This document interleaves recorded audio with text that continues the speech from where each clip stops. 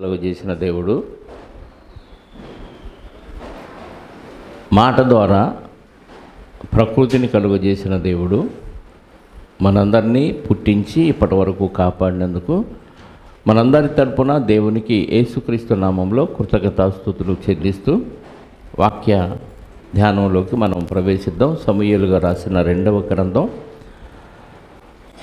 3వ అధ్యాయం మనం కంప్లీట్ చేసుకున్నాం, అంతేనా?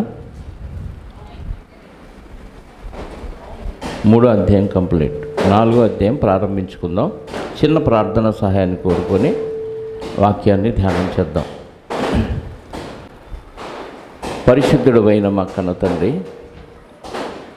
సర్వాన్ని సృజించి అందులో మాకు బ్రతుకునిచ్చి ఆ బ్రతుకులో ఈ క్షణం వరకు కాచి కాపాడిన విధానాన్ని బట్టి మీకు స్తోత్రాలు. ఎన్నో విపత్తులు, ఒడిదుడుకలు, ప్రమాదాలు, ఎన్నో ప్రకృతి విపత్తుల నుంచి మమ్మల్ని కాపాడి లేఖనాల పరిశోధన పేరుతో మరొక దినాన్ని మాకు అనుగ్రహించి మీ లేఖనాలను పరిశోధించడానికి మీరు ఇచ్చిన అవకాశాన్ని బట్టి స్తోత్రాలు. ఈ సందర్భంలో సమూయేలుగా రాసిన 2వ గ్రంథాన్ని మేము ధ్యానించడానికి సిద్ధపడుతూ ఉండగా మీ ఆత్మ సహాయంతో వ్రాయించిన మాటల్లోని వాస్తవాలను మేము గ్రహించగలిగే మనస్సును మీ ఆత్మ సహాయంతో మాకందరికీ దయచేయమని కోరుకుంటూ మా రక్షకుడు నీ ప్రియకుమారుడైన క్రీస్తు యేసు యొక్క రక్షణ కలిగిన నామములో ప్రార్థించి అడిగి వేడుకొనిచున్నాను పరలోకపు తండ్రి, ఆమేన్. చేరువచ్చిన మీ అందరికీ ప్రభు అయిన క్రీస్తు నామములో నా శుభాలు, వందనాలు. ప్రభునందు ప్రియమైన దేవుని వాళ్ళరా, సమూయేలుగా రాసిన 2వ గ్రంథం 4వ అధ్యాయం మనం ప్రారంభించుకుందాం. దానికి ముందు జరిగిన సందర్భం మీ అందరికీ తెలుసు. యోబ్ అనే మరి దావీదు గారి అక్కగారైన సెరూయా కుమారుడు మరి ఇశ్రాయేలీ యొక్క సైన్యాధిపతి అయిన అబ్నేరును చంపుతాడు. అతని సహోదరుడైన ఆషహేల్ని అబ్నేరు చంపటాన్ని బట్టి పగబెట్టుకొని దావీదు గారికి తెలియకుండా మరి యోవాబు గారు అబ్నేరుని చంపటం, ఆ వార్త దావీదు గారికి తెలిసినప్పుడు ఆయన చాలా బాధపడిపోయి అబ్నేరు యొక్క శవం వెంట పాడ వెంట నడుస్తూ ఆయన సమాధి కార్యక్రమాలన్నీ చేయటం, ఆ సందర్భంలో ఒక గీతం ఒకటి రాయటం, దాన్ని అందరి ముందు ఆ గీతాన్ని ఆలపించటం, ఇవన్నీ జరిగినాయి. వీటన్నిటిని బట్టి దావీదు గారి ప్రమేయం లేదు అబ్నేరు హత్యలో అన్న విషయాన్ని ఇశ్రాయేలీలందరూ గ్రహించి దావీదు గారికి ఫర్ అయిపోతారు. వాస్తవంగా అబ్నేరు బతుకుంటే ఇశ్రాయేలీలందరినీ దావీదు గారి దగ్గరికి తీసుకురావటానికి ఎంతో సమాధానంగా ఒక ఒప్పందం చేసుకొని బయలుదేరాడు. ఆయన ఉంటే ఆయనే ఇశ్రాయేలీకి చెప్పి అందరినీ దావీదు గారికి మలిచేవాడు. కానీ ఇక్కడ సడన్గా అబ్నేర్ని యోవాబు గారు చంపటంతో మరి వాళ్ళని సమాధానపరిచే పని అబ్నేరు శవం ద్వారా దేవుడు జరిగించాడు. అబ్నేరు యొక్క డెడ్ బాడీ ద్వారా జరిగించాడు. అంటే దావీదు గారు అబ్నేరు మరణ విషయంలో నిరపరాధి కనుక ఆ విషయాన్ని ఇశ్రాయేలీలందరూ గ్రహించడానికి అబ్నేరు గురించి బాధపడటం, గోనెపట్ట కట్టుకోవటం, ఉపవాసం ఉండటం, దావీదు గారు చక్కర ఉన్న వాళ్ళు కూడా ఉపవాసం ఉండటం, అలాగే ఆ సమాధి కార్యక్రమానికి కూడా దావీదు గారు నడుచుకుంటూ వెళ్ళటం, ఇవన్నీ ఇశ్రాయేలు చూసి ఓహో దావీదు గారు ప్రమేయం లేదు అబ్నేరు మరణ విషయంలో అని గ్రహించి ఏదైతే అబ్నేరు గారు ఇశ్రాయేలుని దావీదు గారికి పరిచయం చేసి ఈ 2 గోత్రాలని కలపాలనుకున్నాడో ఆ కార్యక్రమం అబ్నేరు మరణాన్ని బట్టి దావీదు గారు దాన్ని సంపాదించుకోగలిగారు. ఇప్పుడు 4వ అధ్యాయం మొదటి వచనం. హెబ్నేరులో అబ్నేరు చనిపోయిన సంగతి సౌలు కుమారుడు విని అధైర్యపడను. ఎవరు సౌలు కుమారుడు? సౌలు గారి కుమారుడు ఇష్బోషెతుని ఈ అబ్నేరు కదా, సైన్యాధిపతి అయిన అబ్నేరు రాజుగా చేశాడు. ఇప్పుడు ఎవరైతే రాజుగా చేశాడో ఆ అబ్నేరు ఏమయ్యాడు? చనిపోయాడు. ఈ వార్త ఇష్బోషెతు ఎప్పుడైతే విన్నాడో అతనికి ఇశ్రాయేలు వారికి అందరికీ ఏమీ తోచకపోయాను. అందరూ భయపడిపోయారు, ఏమీ తోచకపోయారు. ఆయనే చనిపోయాడు, ఇప్పుడు ఆయన లేకపోతే నాకు సలహాలు ఇచ్చి మరి యుద్ధం చేసేవాళ్ళు ఎవరు లేరని ఇష్బోషెతు ఇశ్రాయేలీలు కూడా ఏమీ తోచక ఉన్నారు. సౌలు కుమారునికి సైన్యాధిపతులు ఉండిరి, అంటే అబ్నేరు కాక సైన్యాధిపతులు కొంతమంది ఉన్నారు. ఎవరికి? ఇష్బోషెతుకి, సౌలు గారి కుమారుడు. అతనికి సైన్యాధిపతులు ఉండి వారిలో ఒకని పేరు బయనా, రెండవ వాని పేరు రేకాబు. ఒక ఆయన పేరేంటి? బయనా అంటే దుఃఖించుచున్నవాడు అని అర్థం. బయనా అంటే దుఃఖించుచున్నవాడు అని అర్థం. రెండో ఆయన పేరు రేకాబు, సవారీ చేయువాడు అని అర్థం. రెండో ఆయన పేరు రేకాబు, సవారీ చేయువాడు అని అర్థం. వీరు బెన్యామీనులకు చేరిన బెరోతీయుడగు రిమ్మోను కుమారులు. ఎవరంటే వీళ్ళు? బెన్యామీనుల దగ్గరికి చేరిన బెయోతీయులకు రిమ్మోను కుమారులు. రిమ్మోను అనేది అన్య దేవత పేరు. అంటే వీళ్ళు ఇశ్రాయేలీలు కాదు, బెన్యామీనులకి దగ్గరయ్యారు.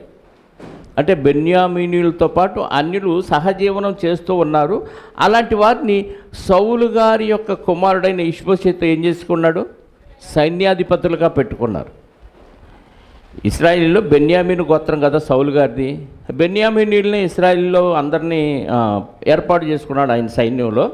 అయితే ఈ ఇష్బోషెతు ఏం చేశాడంటే, అన్యులు మాతో పాటు కలిసి ఉంటున్నారు కాబట్టి వీళ్ళలో మంచి వాళ్ళని కాస్త చూసుకొని వీళ్ళని సైన్యాధిపతులుగా పెట్టుకోవాలని ఈ అబ్నేరు కింద వీళ్ళని సైన్యాధిపతులుగా పెట్టారు. అబ్నేర్ గారు చనిపోయారు కాబట్టి ఇదిగో వీళ్ళిద్దరు ఉన్నారు ఇప్పుడు సైన్యాధిపతులు. వాళ్ళు ఏం చేశారు? బెయోరోతీయులు అగుడు రిమ్మోను కుమారుడు బెయోరోతు కుమారుడకు బెన్యామీనులలో దేశంలో చేరదని ఎంచబడి. అంటే ఈ బెయోరోతీయులు అనేవాళ్ళు బెన్యామీనుల దేశానికి సంబంధించిన వాళ్ళు కాదు, కానీ వీళ్ళు సపరేట్గా ఉన్నారు, కానీ బెన్యామీనులతో కలిసిపోయి ఉన్నారు. అంటే పూర్తిగా వీళ్ళు అన్యులు అన్నమాట. వీరికి బెన్యామీనులతో పాటు పూర్తి హక్కులు ఆ దేశంలో ఉండవు. ఉన్నారు కానీ కలిసిపోయి పూర్తి హక్కులు ఆ బెన్యామీనీలకు ఉన్నట్టు ఇశ్రాయేలుకు ఉన్నట్టు వీళ్ళకి హక్కులు సంపూర్ణంగా హక్కులు ఉండే పరిస్థితి లేదు. అయినా ఉద్యోగంలో పెట్టుకున్నాడు. ఎవరు? ఇష్బోషెతు. అయితే బెయోరోతీయులు గిత్తయీమునకు పారిపోయి నేటి వరకు అక్కడ కాపురమన్నారు. ఎందుకు పారిపోయారు? సైన్యాధిపతులు పారిపోయారు. అబ్నేరు చనిపోయాడు అన్న వార్త విన్నారు. ఇక దావీదు గారు ఆయన సైన్యం యుద్ధానికి వస్తే మన పరిస్థితి ఘోరమైపోయింది, చంపేస్తారని భయపడిపోయి ఎక్కడికి పారిపోయారంట? గిత్తయీమునకు పారిపోయి నేటి వరకు అక్కడ కాపురస్తులై ఉన్నారు. సౌలు కుమారుడుకు యోనాతానునకు కుంటివాడకు కుమారుడు ఒకడుండెను. ఆ స్టోరీ అక్కడ ఆపేశాడు. నెక్స్ట్ ఏం విషయం చెప్తున్నా అంటే, సౌలు గారు చనిపోయారు, సౌలు గారితో పాటు యోనాతాను గారు చనిపోయారు. ఆ యోనాతాను గారికి పుట్టిన ఒక వ్యక్తి ఉన్నాడు, అతని పేరు మెఫీబోషెత్. అతని పేరేంటి? మెఫీబోషెత్ అనే ఒక ఆయన ఉన్నాడు. అంటే ఈ ఇష్బోషెతు ఆయన యొక్క సైన్యాధిపతుల విషయం అక్కడ ఆపేసి 4వ వచనంలో ఏమన్నాడంటే, సౌలు కుమారుడకు యోనాతానునకు కుంటివాడకు ఒక కుమారుడు ఒకడుండెను. యెజ్రెయేలు నుండి సౌలును గురించిన యోనాతానును గురించి వర్తమానములు వచ్చినప్పుడు వారు 5 ఏండ్ల వాడు. ఎవరు? ఎక్కడి నుంచి వచ్చిందంటే యుద్ధంలో నుంచి వర్తమానం వచ్చింది. ఏమని? సౌలు గారు ఆయన కుమారులు చనిపోయారన్న వార్త విన్నప్పుడు ఈ మెఫీబోషెత్తుకు వయసు ఎంతంట? 5 ఏండ్ల వాడు. అంటే సౌలు గారికి మనవడు, సౌలు గారి కుమారుడని ఇష్బోషెత్తుకి కుమారుడు. యోనాతానికి కుమారుడు. యోనాతాను దావీదు గారు క్లోజ్ ఫ్రెండ్స్. ఇప్పుడు యోనాతాను గారు చనిపోయిన సమయానికి ఈ మెఫీబోషెత్తు వయసు ఎంతంట? 5 ఏళ్ళు.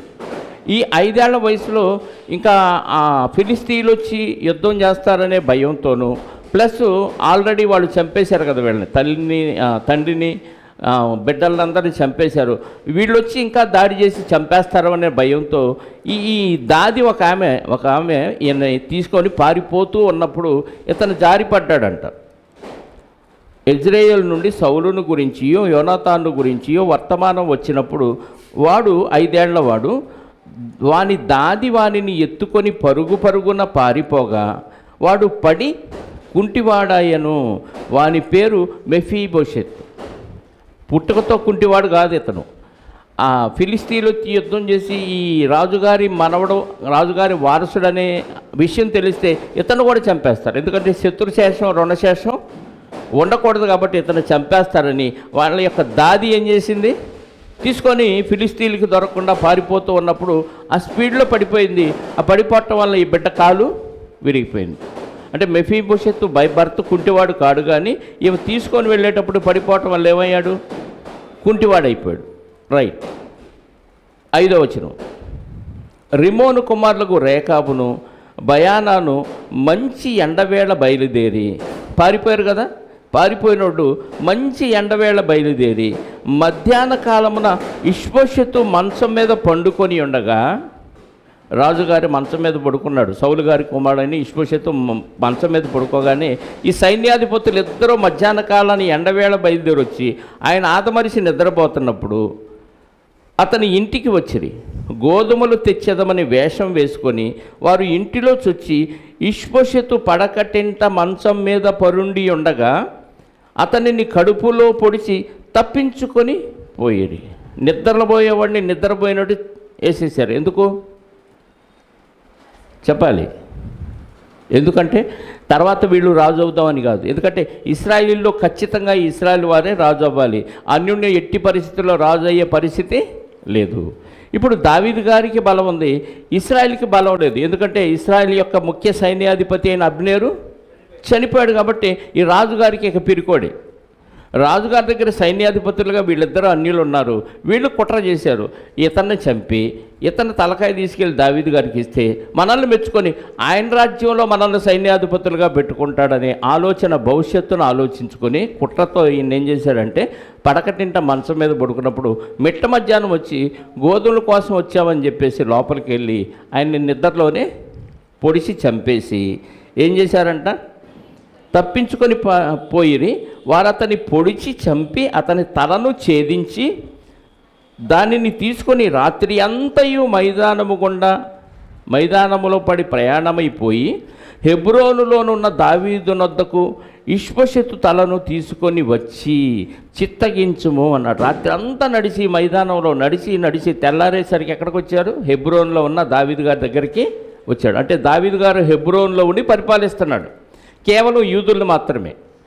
ఇప్పుడు దావీదు గారికి ఇశ్రాయేలీలు ఎవరు? శత్రువులు. కాబట్టి సౌలు కుమారుడని ఇష్బోషెతు శత్రువు కాబట్టి ఈయన తలకాయ తీసుకెళ్ళి ఆయన చేతిలో పెడితే దావీదు గారు మనకేం చేస్తాడు అనుకున్నారు?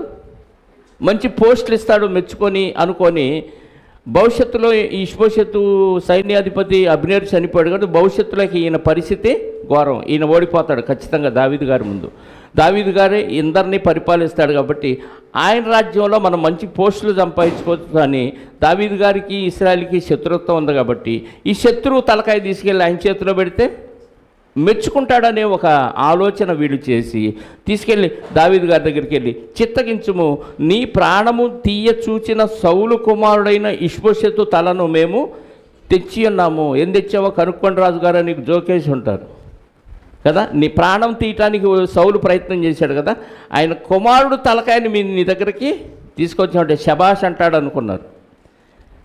ఈ దినమున యెహోవా మా ఏలిన వాడవును రాజునకు నీ పక్షమున సౌలుకును అతని సంతతికిని ప్రతీకారము చేసి ఉన్నాడని చెప్పగా, దేవుడే నీ పక్షమున ఇదిగో సౌలు కుటుంబానికి అతని సంతానికానికి ప్రతీకారం దేవుడు నీ తరపున చేశాడని దేవుణ్ణి బట్టి నీకు మేలు చేశాడు, వాళ్ళ కుటుంబాన్ని నాశనం చేశాడు దేవుడే అని దావీదు గారిని పొగుడుతూ సౌలు కుటుంబాన్ని నీచపరుస్తూ ఉన్నారు. ఎవరెవరు వీళ్ళు? బెరోతీయులకు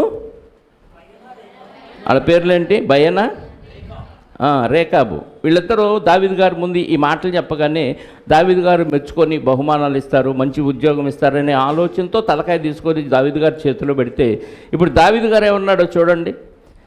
దావీదు బెయోరోతీయుడకు రిమ్మోను కుమారులైన రేకాబుతోనూ బయనాతోనూ ఇట్లా నేను మంచి వర్తమానము తెచ్చితనని తలంచి ఒకడు వచ్చి సౌలు చచ్చినది నాకు చెప్పగా వాడు తెచ్చిన వర్తమానములకు బహుమానముగా సిక్లగులో నేను వాడిని పట్టుకొని చంపించి తిని. సౌలు చచ్చిపోయాడు, గుడ్ న్యూస్ దావీదు గారికి అని ఒకడు వచ్చి నా దగ్గరికి చెప్తే వాడిని ఏం చేశానో తెలుసా?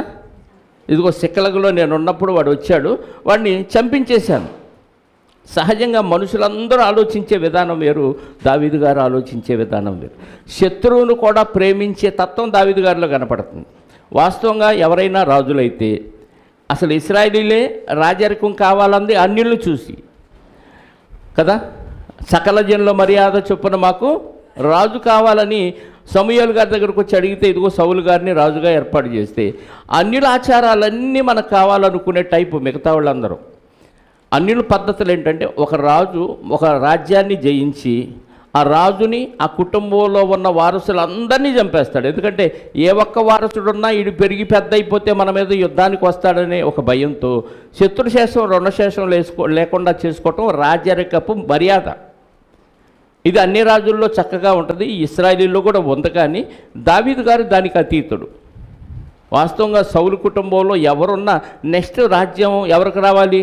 సౌలు గారు చనిపోతే ఇదిగో ఇష్బోషెతుని రాజుగా చేశాడు అబ్నేరు గారు. ఇప్పుడు అబ్నేరు గారు కూడా చనిపోయాడు, ఈ ఇష్బోషెతు కూడా చంపబడ్డాడు. ఇలాంటి పరిస్థితుల్లో వారసులుగా ఎవరున్నారు? ఇంకా ఇదిగో మెఫీబోషెతు ఉన్నాడు. ఈ మెఫీబోషెతు ఉన్నాడన్న విషయం తెలుసుకున్న రాజుగారు ఏం చేయాలి? ఇతను కూడా చంపించాలి. ఇష్బోషెతుని చంపాననే వర్తమానం రాగానే ఈయనేమన్నాడు?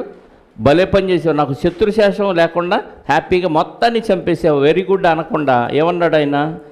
ఇదిగో ఒకడు సౌలు చచ్చిపోయాడనే వార్త తెస్తే నేను వాడిని చంపించేశాను. అలాగే వాడు తెచ్చిన వర్తమానమునకు బహుమానముగా సిక్లగులో నేను వాడిని పట్టుకొని చంపించి తిని, కావున దుర్మార్గులైన మీరు ఇష్బోషెతు ఇంటిలో చొరబడి అతని మంచం మీదనే నిర్దోషియగు వానిని చంపినప్పుడు మీ చేత అతని ప్రాణదోషమును విచారింపకపోదునా? నిద్రపోతున్న వాడిని, దోషమేమీ చేయని వాడిని మంచం మీదే చంపేస్తే ఆయన ప్రాణదోషాన్ని మీ దగ్గర విచారింపనా అంటున్నాడు. అంటే అన్యాయంగా నా శత్రువుని ఎవరు చంపినా నేను ఒప్పుకోను. అన్యాయం జరగకూడదు ఎక్కడ. వాస్తవంగా శత్రువు కదా ఎవరు? ఇష్బోషెతు రాజుగారికి దావీదు గారికి శత్రువుని ఎవడో కూడా చంపేస్తే అమ్మ పీడ విరగపోయింది, నా చేతికి మట్టి అంటకుండా సమస్య పరిష్కారం అయిపోయిందని సంతోషించాల్సిన దావీదు గారు ఏమన్నాడు? అన్యాయంగా నువ్వేం చేశారంట? వీళ్ళు పడకటింట్లో జొరబడి మంచం మీదనే నిర్దోషియగు వానిని చంపినప్పుడు మీ చేత అతని ప్రాణదోషమును విచారింపకపోవుదున, లోకములో ఉండకుండా నేను మిమ్మల్ని తీసివేయక మానుదున, సకలమైన ఉపద్రవములలో నుండి నన్ను రక్షించిన యెహోవా జీవముతోడు మాననని చెప్పి దావీదు తన వారికి ఆజ్ఞయ్యగా వారు ఆ మనుష్యులను చంపి వారి చేతులను కాళ్లను నరికి వారి శవములను హెబ్రోను కొలను దగ్గర వేలాడగట్టిరి. తరువాత వారు ఇష్బోషెతు తలను తీసుకొని పోయి హెబ్రోన్లో అబ్నేరు సమాధిలో పాతిపెట్టిరి. వాళ్ళని పట్టుకున్నారు, వాళ్ళ కాళ్ళు చేతులు నరికేశారు. అంటే ఒక శత్రువుని నరికేసి అందరికీ ప్రచారం చేయడానికి బాడీలు తీసుకెళ్ళి తలకాయలు తీసుకెళ్ళి అక్కడ కోటకి వేలాడగట్టే సంప్రదాయం ఉంది. వీళ్ళు శత్రువుని చంపిన రాజుగారు ఏమన్నాడు? అతను నాకు శత్రువు కాదు అనే ఆ ప్రేమను దావీదు గారు ఇక్కడ కనపరిచినప్పుడు మనమైతే ఏం చేస్తాం? ఈ స్థితిలో మనకెవరైనా శత్రువులుగా అనిపించినప్పుడు ఇంకోటి వెళ్ళి ఆ శత్రువుకి హాని చేశాడు అనుకో, అమ్మయ్య నా బదులు వాడికి హాని జరిగింది అని మనం సంతోషిస్తాం. కానీ దావీదు గారు ఆ టైపు కాదు. ఎలా ఉన్నాడు? శత్రువును సైతం ప్రేమించే లక్షణం. ప్రతి విషయంలో దావీదు గారి కుమారుడుగా వారసుడుగా యేసుక్రీస్తు వారిని ఎందుకు చూపిస్తున్నాడంటే, ఇదిగో యేసుక్రీస్తు వారి కంటే ముందే దావీదు గారు శత్రువును ప్రేమించే లక్షణం దావీదు గారిలో మనకి కనిపిస్తూ ఉంది అడుగడుగున. వెంటనే వాళ్ళని చెప్పగానే వాళ్ళు చంపేశారు. ఆ శవాలను తీసుకెళ్ళి ఎక్కడ సమాధి చేశారంట? సకలమైన ఉపద్రవములో నుండి నన్ను రక్షించిన యెహోవా జీవముతోడు మాననని చెప్పి దావీదు తన వారికి ఆజ్ఞేయగా వారు ఆ మనుషులను చంపి వారి చేతులను కాళ్లను నరికి వారి శవములను హెబ్రోను కొలను దగ్గర వేలాడగట్టిరి.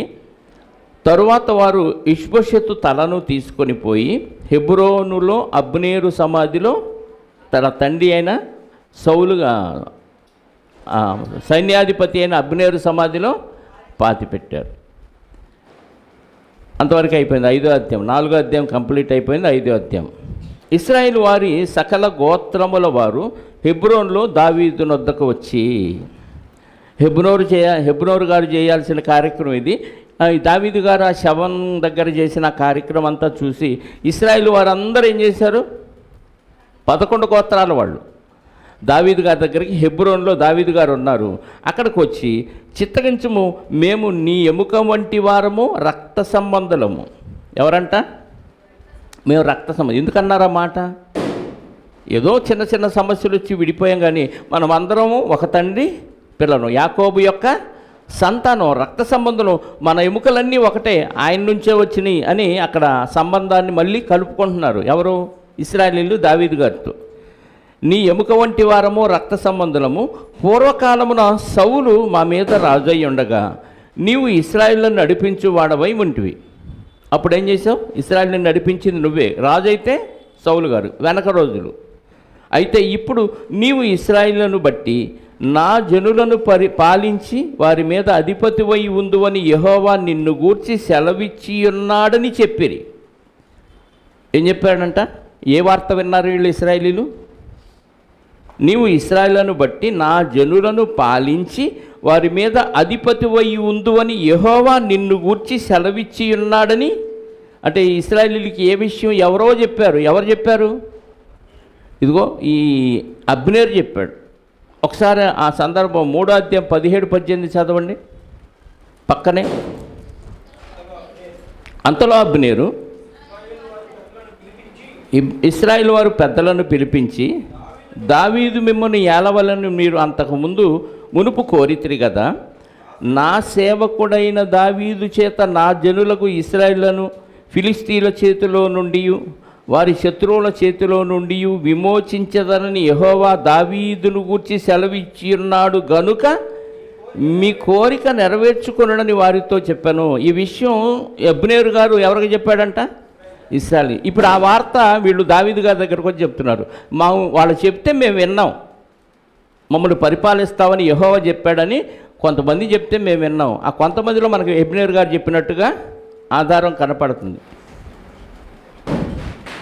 3వ వచనం. మరియు ఇశ్రాయేలు వారి పెద్దలందరూ హెబ్రోన్లో రాజునొద్దకు రాగా, రాజైన దావీదు హెబ్రోనులో యెహోవా సన్నిధిని వారితో నిబంధన చేసెను. ఒప్పందం చేసుకున్నాడు. ఎవరితో? ఇశ్రాయేలీయులతో నిబంధన చేసెను. కనుక ఇశ్రాయేలు వారి మీద రాజొకటకై వారు దావీదునకు పట్టాభిషేకము చేసిరి. అంతకుముందు యూదులు పట్టాభిషేకం చేశారు రాజుగారికి హెబ్రోన్లోనే. ఇప్పుడు ఇశ్రాయేలీయులు అందరూ వచ్చి మళ్ళీ మమ్ములు కూడా నువ్వు పరిపాలించని అదే హెబ్రోన్లో దావీదు గారికి పట్టాభిషేకం చేశారు. 4వ వచనం. దావీదు 30 ఏండ్ల వాడై ఏలనారంభించి 40 సంవత్సరములు పరిపాలన చేశాను. ఈయన పరిపాలన స్టార్టింగ్ ఎన్నో వయసు అంట? అంటే ఇక్కడికి ఈ ఇశ్రాయేలు మీద పట్టాభిషేకం చేసిన సందర్భానికి రాజుగా ఎన్నేళ్ళు పరిపాలించాడు ఈయన? 2:11 ఉంటుంది చూడండి. అదే సమూయేలు 2వ గ్రంథం 2వ అధ్యాయం 11వ వచనంలో, దావీదు హెబ్రోన్లో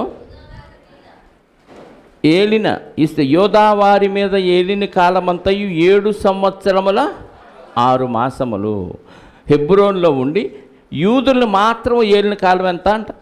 7 సంవత్సరముల 6 నెలలు, అంటే 7.5 సంవత్సరాలు ఏలాడు. ఇప్పుడు ఇశ్రాయేలీయులు కూడా వచ్చి అదే హెబ్రోన్లో దావీదు గారిని మమ్మల్ని కూడా పరిపాలించని అక్కడ కూడా ఆయనకి పట్టాభిషేకం చేస్తే మొత్తం 40 సంవత్సరాలు ఏలాడంట. అంటే భవిష్యత్తులో ఏళ్తాడని మనకు ముందే రాయించాడు దేవుడు. మొత్తం దావీదు గారు ఏలిన కాలం ఎంత అన్నాడు ఇక్కడ? 40 సంవత్సరాలు.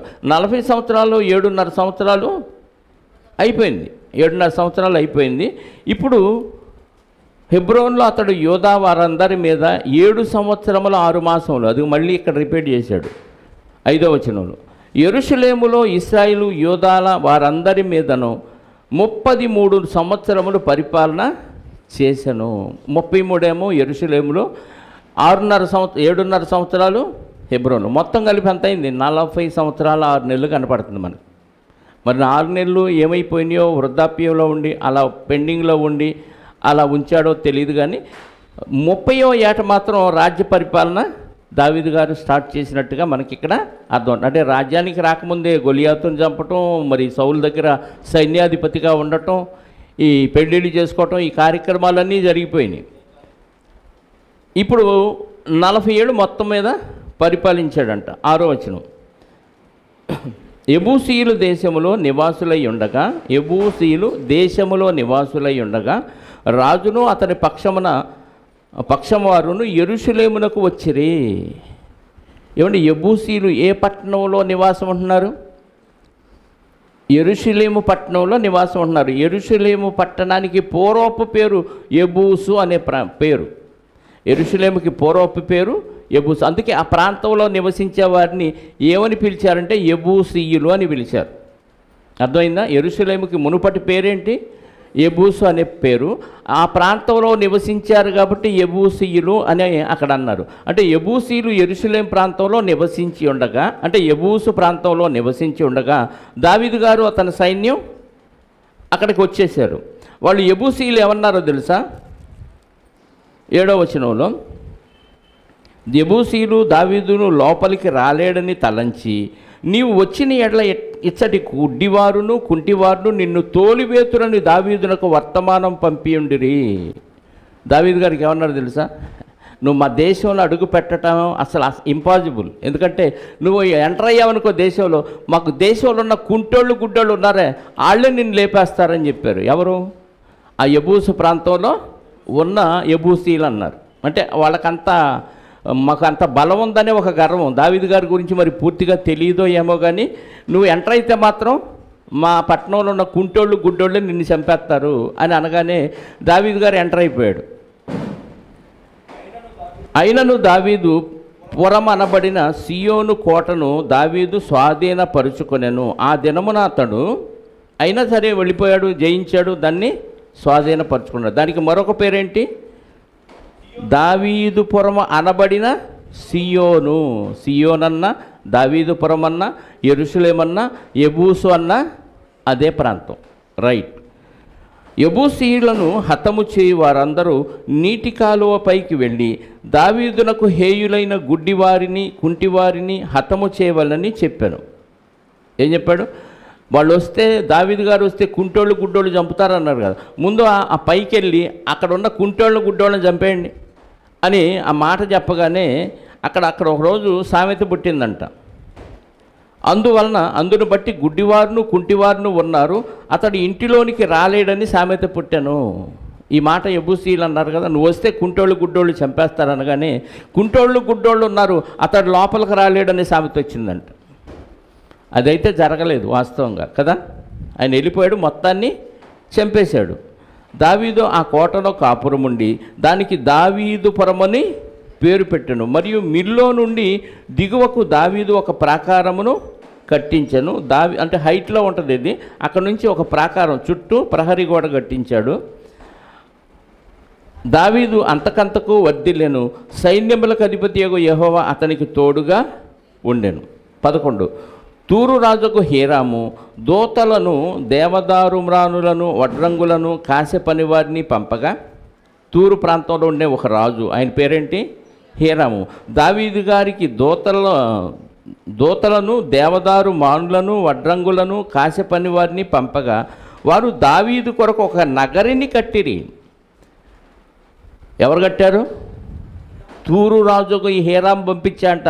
మెటీరియల్ పంపించాడు, పనివారిని పంపిస్తే వాళ్ళు వచ్చి చెక్కలతో ఈ మెటీరియల్ అన్నిటితో ఒక పట్టణాన్ని కట్టారు. ఎవరి కోసం? దావీదు గారి కోసం. ఎందుకంటే దావీదు గారు చుట్టుపక్కల ఉన్న రాజ్యాలన్నింటినీ జయించారు. అందరూ ఈయనకు లోబడాల్సిందే. ఎందుకంటే దావీదు గారు దేవుడు అంత ఆశీర్వదించాడు కాబట్టి ఈయనకి ఎదురు వెళ్ళే వాళ్ళు ఎవరు లేరు. కాబట్టి ప్రతి ఒక్కళ్ళు ఈయనకి హెల్ప్ చేయాల్సిందే. ఆ హీరాం అనే ఆయన తూరు ప్రాంతంలో ఉన్న రాజు, ఆయనకి చాలామంది పనివాడిని, దేవదారు మ్రాన్లను, దానికి పనిచేసే వడ్రంగులను, కాసె పనివారిని పంపగా వారు దావీదు కొరకు ఒక నగరిని కట్టిరి. ఇశ్రాయేలు మీద యెహోవా తన్ను రాజుగా స్థిరపరచననియు, ఇశ్రాయేలును బట్టి ఆయన జనుల నిమిత్తము రాజ్యము ప్రబలము చేయుననియు దావీదు, దేవుడే నన్ను రాజుగా ఏర్పాటు చేశాడు, దేవుణ్ణి బట్టి నన్ను ఈ రాజ్యం విస్తరింపచేస్తాడు, బలపరుస్తాడు అని దావీదు గారికి తెలిసి ఏం చేశాడంట? దావీదు హెబ్రోన్ నుండి వచ్చిన తరువాత దావీదు గారు గ్రహించాను. దావీదు హెబ్రోన్ నుండి వచ్చిన తరువాత యెరూషలేములో నుండి ఇంకా అనేకమైన ఉపపత్నులను భార్యలను చేసుకొనగా, హెబ్రోన్లో నుంచి ఎక్కడికి వచ్చాడు? మకాం, యెరూషలేముకి వచ్చి అక్కడ సెటిల్ అయిపోయాడు. అక్కడికి వచ్చిన తర్వాత ఇంకా రాజ్యం స్థిరపరచబడింది కాబట్టి ఆల్రెడీ కొంతమంది భార్యలు ఉన్నారు, 6 7. వాళ్ళు కాక మళ్ళీ కొంతమంది ఉపపత్నులను చేసుకున్నాడు, భార్యలుగా చేసుకొనగా దావీదు యెరూషలేములో అతనికి పుట్టిన వారు ఎవరనగా ఇంకను పెక్కుమందిని కుమారులను కుమార్తెలను పుట్టిరి. చాలామంది పిల్లలు, కూతులు పుట్టారు, కొడుకులు పుట్టారు, ఉపపత్నులు కూడా చేసుకున్నాడు కదా. యెరూషలేములో అతనికి పుట్టిన వారు ఎవరనగా షమ్ము, యెషోబాబు, నాతాను, సొలొమోను, ఇబారు, ఎలీషువ, నెపెగు, యాఫియా, ఎలీషామా, ఎల్యాదా, ఎలీపెలెటు అనువారు. ఇంతమంది ఉపపత్నులకు వీళ్ళు పుట్టారు. జనులు ఇశ్రాయేలు మీద రాజుగా దావీదునకు పట్టాభిషేకం చేసిరని ఫిలిస్తీన్లకు వినబడినప్పుడు, ఆల్రెడీ దావీదు గారిని యూదులకు రాజుగా చేశారని తెలుసు, ఇప్పుడు ఇశ్రాయేలుకు కూడా రాజుగా చేయడానికి పట్టాభిషేకం చేశారన్న వార్త ఎవరు విన్నారు? ఫిలిస్తీన్లకు వినబడినప్పుడు దావీదును పట్టుకొనుటకై ఫిలిస్తీన్లు అందరూ వచ్చిరి. దావీదు గారిని పట్టుకోవటానికి ఫిలిస్తీన్లు అందరూ వచ్చారంట. దావీదు ఆ వార్త విని ప్రాకార స్థలమునకు వెళ్ళిపోయాను, చుట్టూ ఉన్న ప్రహరీ గోడ ఉన్న ప్రాంతానికి వెళ్ళిపోయాడు. వెళ్ళిపోయి అక్కడ దేవుడికి ప్రార్థన చేస్తున్నాడు. దావీదు, నేను ఫిలిస్తీన్లు దండెత్తి వచ్చి రెఫాయిము లోయలో వ్యాపింపగా, దావీదు, నేను ఫిలిస్తీన్లకు ఎదురుగా పోయేదనా, వారిని నా చేతికి అప్పగింతువా అని యెహోవా యొద్ద విచారించినప్పుడు, చూసారా దావీదు గారికి ఉన్న ఆ విధేయత. ఎవరి శత్రువు వచ్చినా నాకు బలం ఉంది, బలగం ఉంది, నాకు కడ్డబలం ఉంది, నా దగ్గర యోధులు ఉన్నారనే ఆలోచన చేయకుండా నేను వెళ్ళేదా వద్దా, వెళితే గెలుస్తానా గెలవనా, ఏ విషయం దేవుడు చెప్తే వెళ్ళాడు, వద్దంటే మానేశాడు. అది దేవుడి పట్ల దావీదు గారికి ఉన్న విధేయత. ఇప్పుడు బలం వచ్చింది, ఇప్పుడు ఇశ్రాయేలు అందరి మీద రాజు అయ్యాడు, ఎవరైనా ఈయన చెప్పిన మాట వినాలి. అలాంటప్పుడు ఇంక అడగాల్సిన అవసరం లేదు అనిపించింది. మనకు బలం ఉంటే దేవుడి దగ్గర విచారణ చేయం. మనం సొంత పనికి వెళ్ళేటప్పుడు దేవుడిని అడిగి ఈరోజు పనికి వెళ్ళేదా వద్దా అని ఎప్పుడన్నా ప్రార్థన చేసి వెళ్ళారా కదా. పనికే ప్రార్థన చేయనప్పుడు యుద్ధానికి వెళ్ళేటప్పుడు అస్సలు అడగం. మనకు బలం ఉంటే అడగం, బలం లేకపోతే అంతా నువ్వే యెహోవా ఈరే అంటాం. బలహీనం అయినప్పుడు మాత్రం నీ సహాయం కావాలంటాం. బలం ఉన్నప్పుడు, అలాగే తెలివి ఉన్నప్పుడు కూడా దేవుడిని ఆశ్రయించం.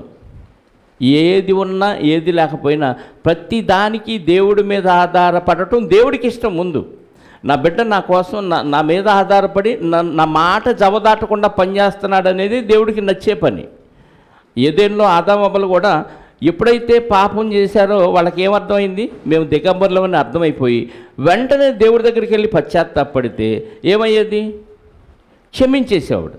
కానీ వీళ్ళు ఏం చేశారు, వెళ్ళిపోయారు, ఆకులు చాటును దాచుకొని ఆ అంజూరపు ఆకులతో చుట్టూ డ్రెస్ కుట్టేసుకున్నారు. అదే దేవుడి మీద ఆధారపడితే డ్రెస్తో అవసరం లేకుండా పూర్వం ఎలా ఉండేవాళ్ళు మళ్ళీ క్షమించేసి అదే స్థితిని ఇచ్చేవాడేమో. కానీ వీళ్ళు సొంతగా ఆలోచించి డ్రెస్ కుట్టుకున్నారు. ఇక్కడ కూడా దావీదు గారు ప్రతి విషయంలో దేవుణ్ణి అడగటం అనేది దావీదు గారికి ఉన్న మంచి హ్యాబిట్.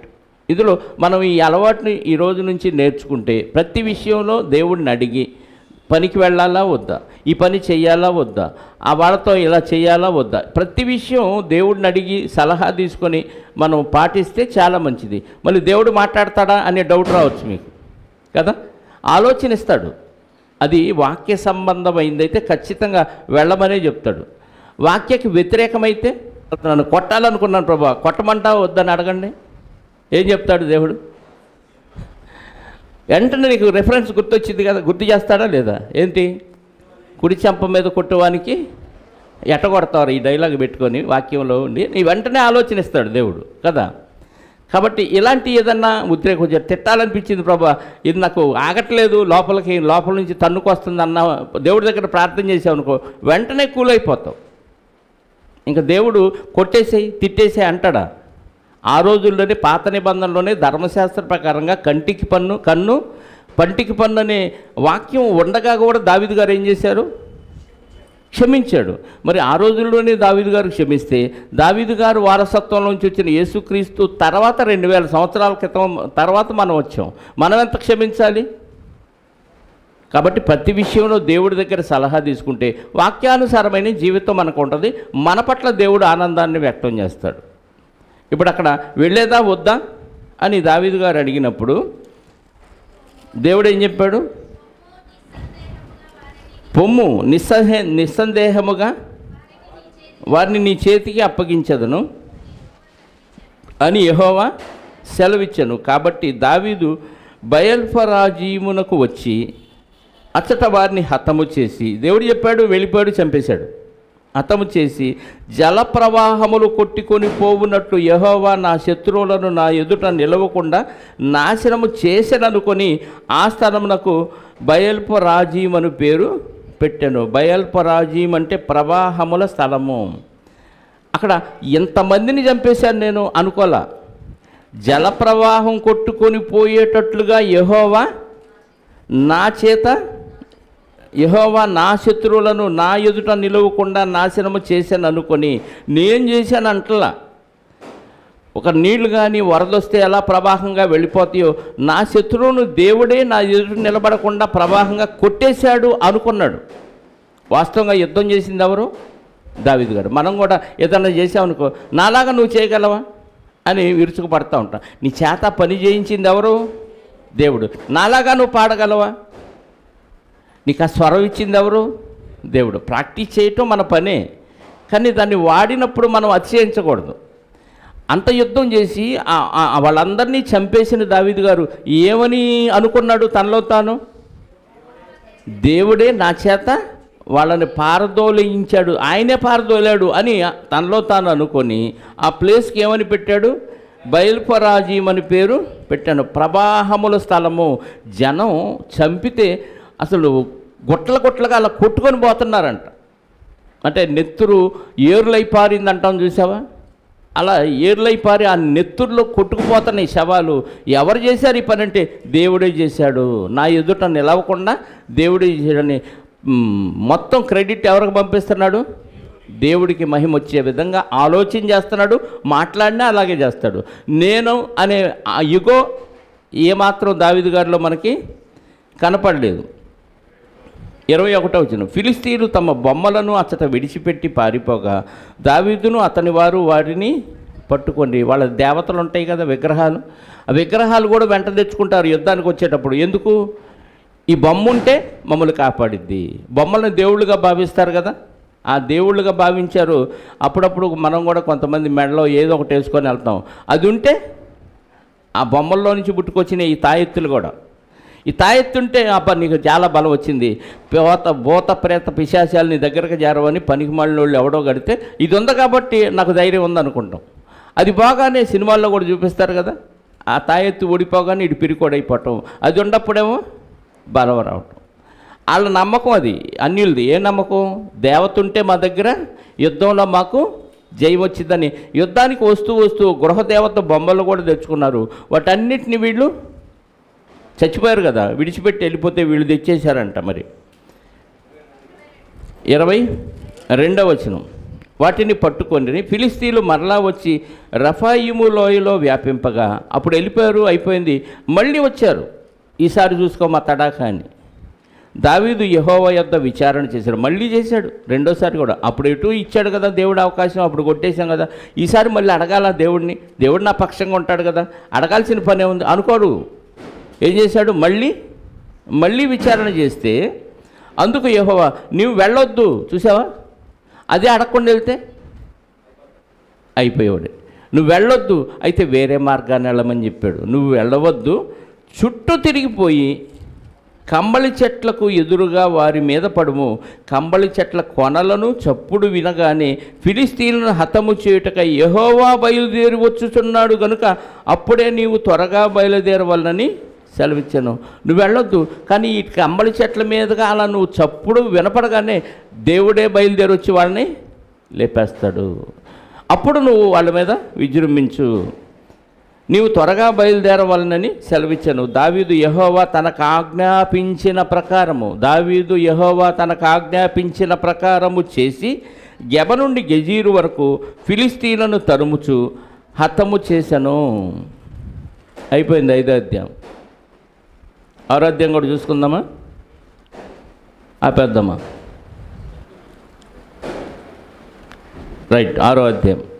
తర్వాత దావీదు ఇశ్రాయేలులో 30,000 మంది శూరులను సమకూర్చుకొని, ఇప్పుడు ఇశ్రాయేలు యూదులందరూ కలిసిపోయారు కాబట్టి ఇశ్రాయేలులో 30,000 మంది శూరులను ఏర్పరచుకొని బయలుదేరి కెరూబుల మధ్య నివసించు సైన్యములకు అధిపతి యెహోవా అను తన నామము పెట్టబడిన దేవుని మందసమును అచ్చటి నుంచి తీసుకొని వచ్చుటకై తన యొద్దనున్న వారందరితో కూడా బయలా యెహూదాలో నుండి ప్రయాణమయ్యను. ఏ ప్రాంతం అది?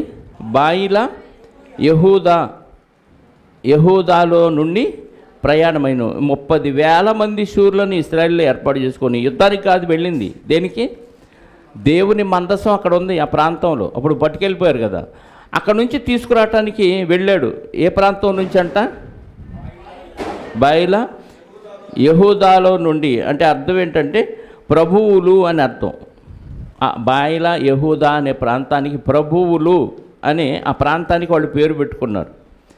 అక్కడికి బయలుదేరి అక్కడ నుంచి ప్రయాణమయ్యాడు. వారు దేవుని మందసమును కొత్త బండి మీద ఎక్కించి గిబియాలోనున్న అబీనాదాబు యొక్క ఇంటిలో నుండి తీసుకొని రాగా అబీనాదాబు కుమారులకు ఉజ్జాయును అహ్యోయును ఆ కొత్త బండిని తోల్రి.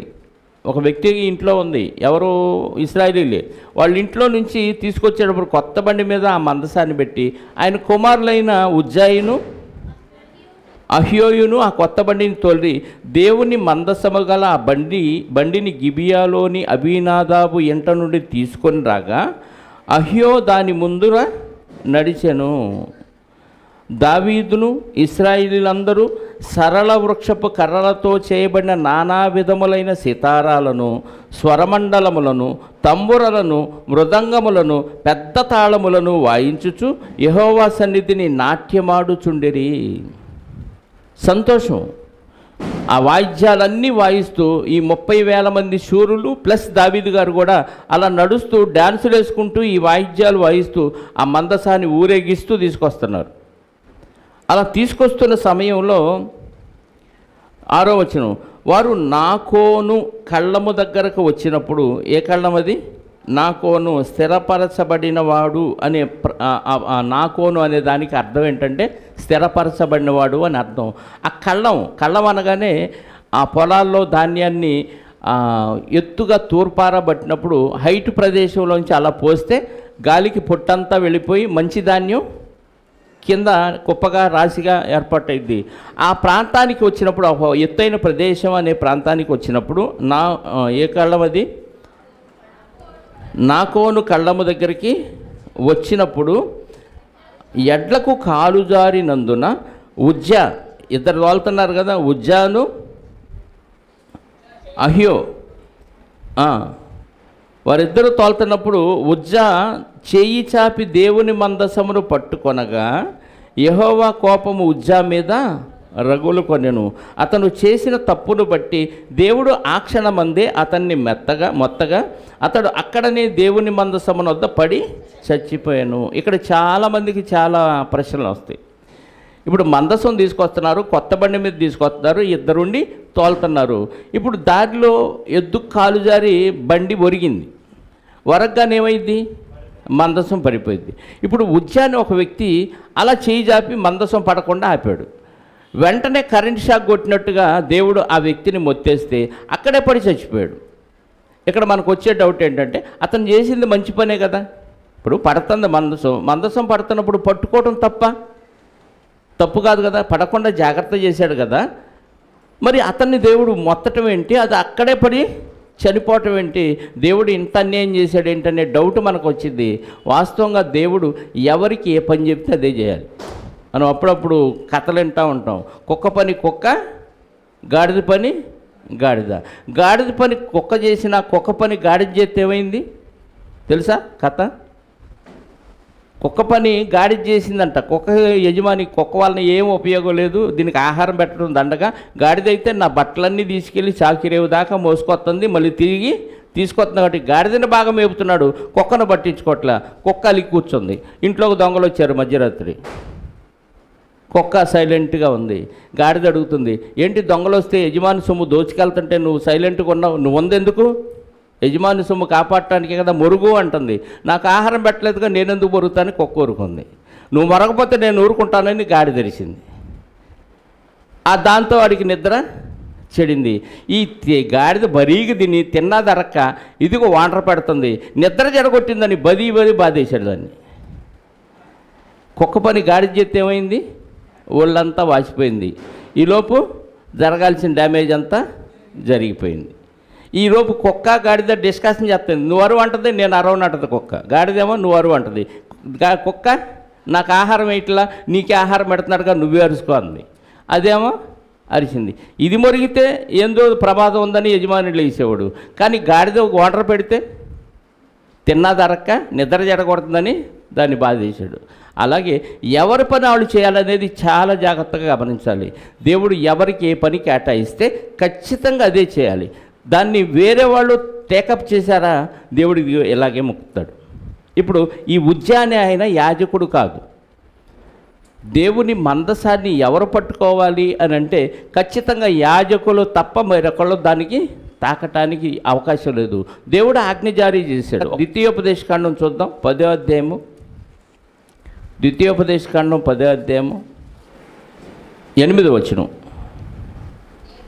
నేటి వరకు జరుగుతున్నట్టు యెహోవా నిబంధన మందసమును మోయుటకు యెహోవా సన్నిధిని నిలుచుటకును ఆయనను సేవించి ఆయన నామమును బట్టి దీవించుటకును లేవీ గోత్రపు వారిని ఆ కాలమున యెహోవా ఏర్పరచుకొనెను. కాబట్టి తమ సహోదరులతో పాటు లేవీలు స్వాస్థ్యమునైనను పొందలేదు. నీ దేవుడైన యెహోవా వారితో చెప్పినట్టు యెహోవాయే వారికి స్వాస్థ్యము. అంటే లేవీలు మాత్రమే దేవుని మందిరంలో ఆ పరిచర్యలో ఉండాలి, వాళ్ళు మాత్రమే దీన్ని చేయాలి. కాబట్టి ఈ పని ఎవరు చేశారు? అక్కడ ఉజ్జా చేశాడు. కాబట్టి నువ్వు చెయ్యకూడనిది చేసావు.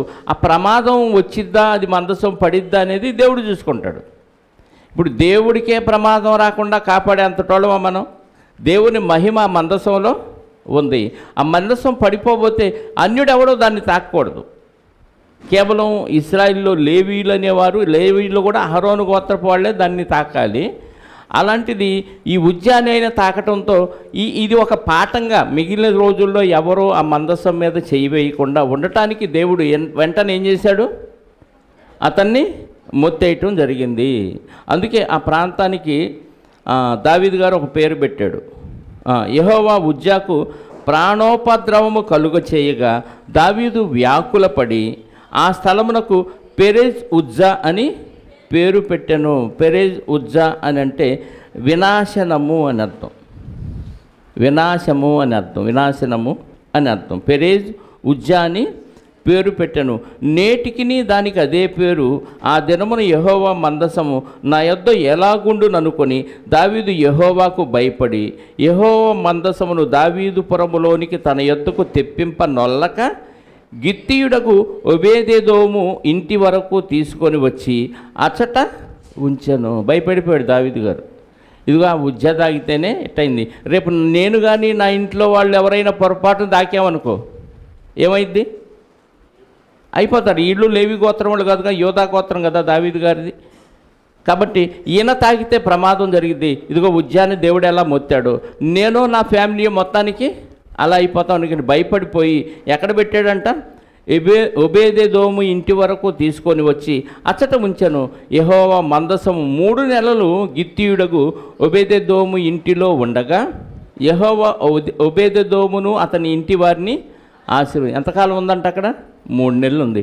3 నెలలలోపు ఒబేదెదోము ఇంటి వారిని దేవుడు ఆశీర్వదించాడు. ఈ వార్త దావీదు గారికి తెలిసింది. దేవుని మందసం ఉండుట వల్ల యెహోవా ఒబేదెదోము ఇంటి వారిని అతనికి కలిగిన దాన్ని అంతటినీ ఆశీర్వదించుచున్నాడన్న సంగతి దావీదునకు వినపడగా దావీదు పోయి దేవుని మందసమును ఒబేదెదోము ఇంటిలో నుండి దావీదు పురమునకు ఉత్సవముతో తీసుకొని వచ్చాను. మళ్ళీ అక్కడ పెట్టి దేవుడి మందసం 3 నెలలు ఉంటేనే ఈ కుటుంబాన్ని దేవుడు ఎంత ఆశీర్వదించాడు, ఆశీర్వాదాలు ఏదో నాకు కావాలని ఆయన ఇంట్లో నుంచి మంచి ఉత్సవంతో, అంటే మళ్ళీ బ్యాండ్ మేళాలు డ్యాన్సులు వీటితో తీసుకొని వచ్చాడంట. ఎట్లనగా యెహోవా మందసమును మోయివారు 6 అడుగుల సాగగా ఎద్దు 1 కొవ్విన దూడ 1 వధింపబడెను. దావీదు నారతో నేయబడిన యోపోదును ధరించిన వాడై శక్తి కొలది యెహోవా సన్నిధిని నాట్యమాడుచుండెను. ఏఫోదు అంటే యాజకులు ధరించుకొని దేవుని యొద్ద విచారణ చేసే ఒక పై వస్త్రం అది. దాన్ని ధరించుకొని తన ఓపికన్నంత వరకు ఏం చేశాడంట? నాట్యమాడుచుండెను. ఇప్పుడు కుదరదండి. ఆ రోజుల్లో దావీదు గారు వాయిద్యాలు వాయించారు, ఆ రోజుల్లో దావీదు గారు నాట్యమాడారు. ఇప్పుడు అల్లరితో కూడిన ఆటపాటలు దేవుడు బ్యాన్ చేశాడు. ఇప్పుడు డ్యాన్స్ చేస్తాం దావీదు వలనే నాట్యమాడి. ఏం పాట అది? స్తుతించదు. ఇప్పుడు నాట్యంతో స్తుతులు లేవు, అంతా నోటి ఫలం, చేతల ఫలం. ఇది తప్ప డ్యాన్సులతో దేవుడికి స్తుతి కాదు, దేవుడికి అవమానం వచ్చింది. ఆ రోజు దావీదు గారే చేశాడు, నేను చేస్తే అంత నీ డ్యాన్సులు చేయబాకండి. అర్థమైందా? రైట్. యెహోవా సన్నిధి నాట్యమాడుచుండిరి. దావీదు ఇశ్రాయేలు అందరూ సరళపు వృక్షము కర్రతో చేయబడిన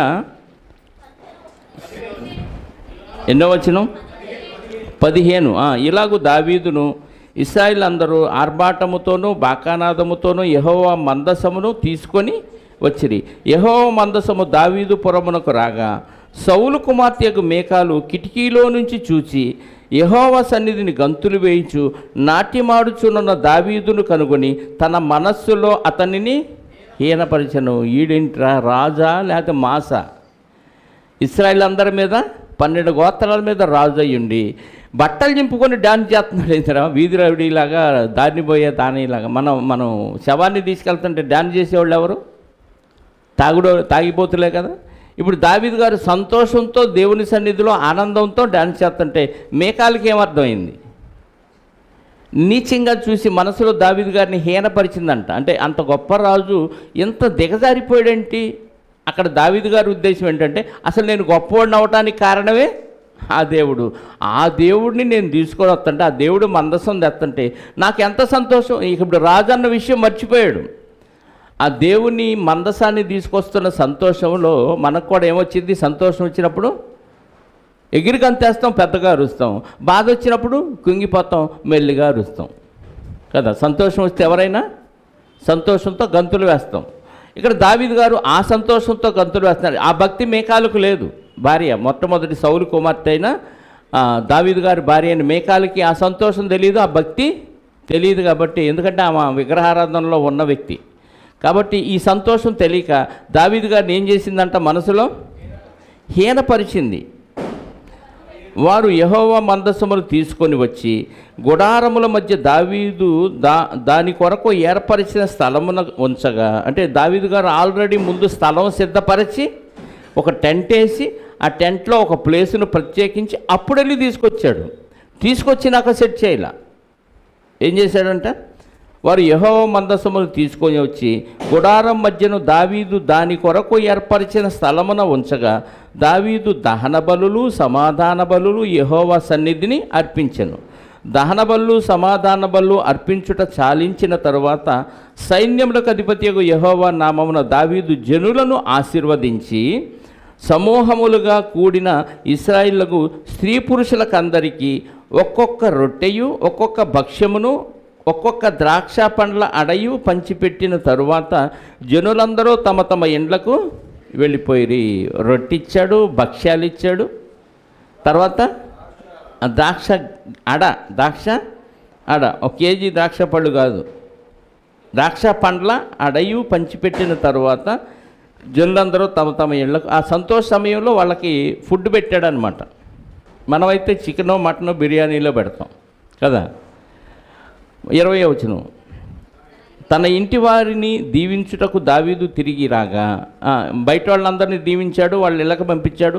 తన కుటుంబంలో భార్యని కూడా దీవించాలి కాబట్టి ఇంటి వారిని దీవించడానికి ఇంటికి వస్తే దావీదు గారు సౌలు కుమార్తెకు మేకాలు దావీదుని ఎదుర్కొన బయలుదేరి వచ్చి హీనస్థితి గల పనికత్తెలు చూచుచుండగా వ్యర్థుడొకడు తన బట్టలు విప్పివేసినట్టుగా ఇశ్రాయేలుకు రాజువైన నీవు నేడు బట్టలను తీసివేసి ఎంత ఘనముగా కనబడితివి. ఘనముగా కనబడుతూ అనే మాట గొప్పగా అనలేదు. ఎలా అంది?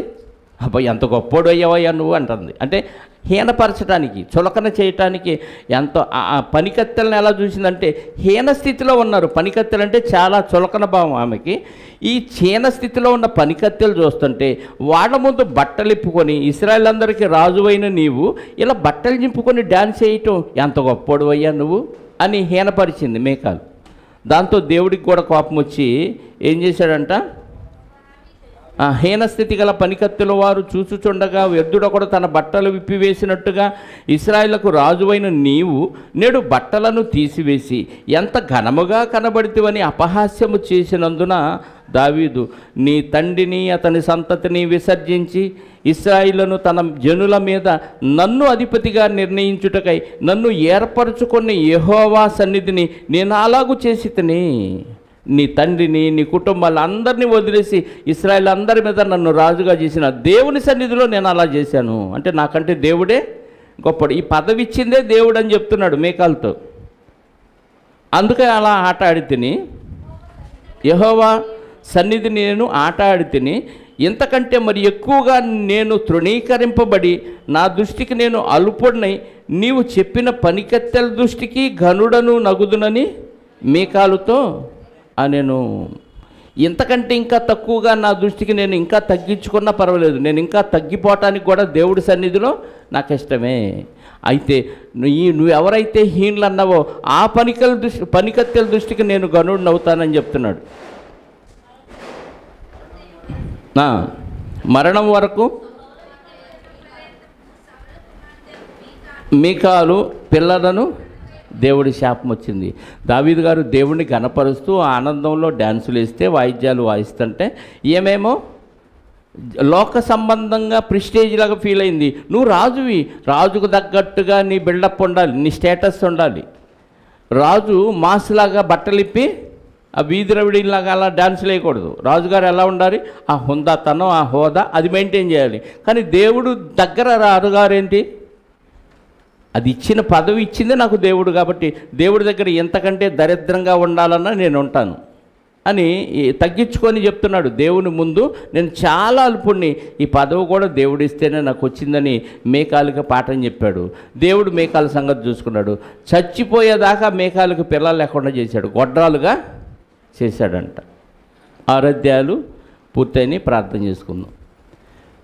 పరిశుద్ధుడమైన మా పరలోకపు తండ్రి, మహోన్నతుడా, మీ ఘనమైన శ్రేష్టమైన ఉన్నతమైన నామాన్ని బట్టి స్తోత్రాలు. సమూయేలు గారు రాసిన 2వ గ్రంథాన్ని మేము ధ్యానిస్తూ ఉండగా ఇదిగోనైనా 4వ అధ్యాయము 5వ అధ్యాయము 6వ అధ్యాయాన్ని ధ్యానించడానికి మీరు ఇచ్చిన అవకాశాన్ని బట్టి స్తోత్రాలు. వాతావరణం మాకు అననుకూలంగా ఉన్నప్పటికీ చక్కగా మీ వాక్యాన్ని ధ్యానించడానికి మీరు ఇచ్చిన ఈ సౌకర్యాన్ని బట్టి కూడా మీకు కృతజ్ఞతాస్తుతులు చెల్లిస్తూ, మరి దావీదు గారిలో ఉన్న ఆ తగ్గింపుతనం, మీ ఎడల ఆయనకున్న భయభక్తులు, ప్రతి విషయంలో మిమ్మల్ని అడిగి మంచి నిర్ణయం తీసుకోవటానికి ఆయన మీకు ఇచ్చిన ప్రాధాన్యత, అలాగే శత్రువుని సైతం శత్రువుగా చూడక మరి తనకంటే శత్రువును కూడా ప్రేమించే మనసును దావీదు గారిలో మాకు చూపించారు నాయన. అందును బట్టి స్తోత్రాలు. మరి కంటికి కన్ను పంటికి పన్ను అనే సిద్ధాంతం అమలవుతున్న రోజుల్లో ఉండి కూడా దావీదు గారు మరి శత్రువుని అలా ప్రేమించారంటే రాబో కాలాన మాకు యేసుక్రీస్తు వారిని బలిగా ఇచ్చి ఆయన ద్వారా మీరు ప్రవేశపెట్టబోయే క్రొత్త నిబంధనను ఆ రోజు ఆయన దావీదు గారు ఆ రోజుల్లోనే అమలుపరిచాడని మాకు అర్థమవుతుంది నాయన. దీన్ని బట్టి క్రొత్త నిబంధన వచ్చి 2000 సంవత్సరాలు అయినప్పటికీ ఇప్పుడు కూడా దాన్ని మేము అనుసరించకపోతే, ప్రతి విషయంలో మీ దగ్గర విచారణ చేయకపోతే, మరి దావీదు గారు ఆ రోజు చేసిన దానికంటే మేము మరీ హీన స్థితిలో ఉంటాము. ఒక రకంగా చూస్తే మేకాలు కంటే హీన దశలోకి మేము వెళ్ళిపోతామని ఈ పాఠం ద్వారా మమ్మల్ని హెచ్చరించిన విధానాన్ని బట్టి మీకు స్తోత్రాలు చెల్లిస్తూ, విన్న మాటలు విడిచిపెట్టక ఆ తగ్గింపు జీవితాన్ని మేము అమలుపరిచి మా జీవితంలో దాన్ని ప్రతి విషయంలో సాధించగలిగే భాగ్యాన్ని మా అందరికీ ప్రసాదించమని, వచ్చిన బిడ్డలందరినీ సురక్షితంగా వారి కుటుంబాలకు చేర్చండి. ఇదిగోనైనా మా సంఘ సభ్యులు మరి గోపి, అలాగే తండ్రి మరి సాయి వారి యొక్క తల్లిగారు వారి సన్నిధిని విడిచి వెళ్ళిపోయారు. మరి ఏదైనా సరే ఒక మనిషి మన కళ్ళ ముందుంటే ఆ తృప్తి వేరు. మరి కన్న తల్లి కన్న గర్భం ఈరోజు లేదు భూమి మీద అన్న విచారం వారిలో లేకుండా మేమంతా వారికి ఉండామనే ఒక ధైర్యాన్ని, మనోనిబ్బరాన్ని వారికి అందించడానికి మీ ప్రేమను వారికి చూపించే మనస్సును మా అందరికీ దయచేయండి. వారికి కూడా మీ వాక్యము ద్వారా కావలసిన ఆదరణను, నెమ్మదిని, సమాధానాన్ని అనుగ్రహించి మీరున్నారు, మీ తరపున మేమంతా వారికి ఉన్నామన్న ఒక భరోసాని వారిలో కలిగించమని కోరుకుంటూ, తల్లి లేని లోటును మీరే ఉండి మా అందరి ద్వారా తీర్చమని బతిమలాడుచు, వచ్చిన వారిలో ఇంకా ఎవరెవరికి ఎలాంటి ఆదరణ అవసరమో, ఎలాంటి ఆర్థిక సహాయం అవసరమో, ఎలాంటి నెమ్మది అవసరమో వాటన్నిటినీ మీ చిత్తమైతే వారికి అనుగ్రహించి మీ ఎడల మరింతగా భయభక్తులు కలిగి జీవించటానికి కృప చూపి సహాయాన్ని దయచేయమని కోరుకుంటూ, మహిమ ఘనత ప్రభావాలు మా అందరి ద్వారా మీరే పొందుకొనమని మా రక్షకుడు, మా ప్రాణనాథుడు, మా పాప విమోచకుడైన క్రీస్తు యేసు యొక్క అతి శ్రేష్టమైన నామములో ప్రార్థించి అడిగి వేడుకొనుచున్నాను పరలోకపు తండ్రి. ఆమేన్. మనందరి కన్న తండ్రి అయిన దేవుని ప్రేమ, ఆయన ఏక కుమారుడైన యేసుక్రీస్తు వారి కృప, మా అందరి ఆదరణకర్త అయిన పరిశుద్ధాత్ముని అన్యోన్య సహవాసము ఇదిగోనైనా ఇప్పుడు ఎల్లప్పుడూ సకల పరిశుద్ధులకు సదాకాలము తోడై ఉండి నడిపించునుగాక. ఆమేన్. అందరికీ వందనాలు.